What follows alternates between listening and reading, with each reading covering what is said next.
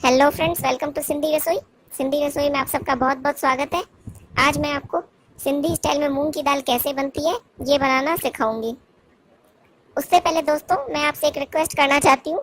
अगर अभी तक आपने मेरे चैनल को सब्सक्राइब नहीं किया है तो प्लीज़ मेरे चैनल को सब्सक्राइब कर लें।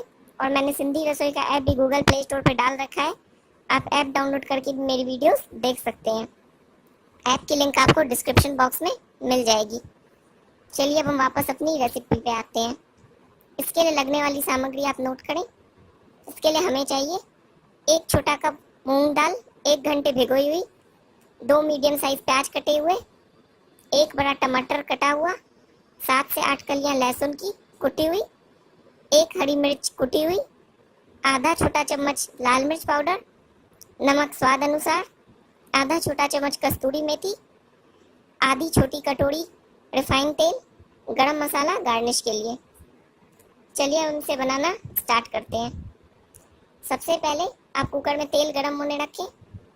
जब तेल अच्छी तरह गरम हो जाए तब आप उसमें कटा हुआ प्याज डालें और इसे अच्छी तरह सुनहरा होने तक पकाएं, जैसा कि आप मेरी इमेज में देख पा रहे हैं। अब आप इसमें लाल मिर्च पाउडर डालें, साथ में एक छोटी कटोरी पानी डालें, कटा टमाटर, कुटी हुई लहसुन, कुटी हरी मिर्च, स्वाद अनुसार नमक डालें और इसे कुकर का ढक्कन बंद करके 4 से 5 सीटी दिलवा दें।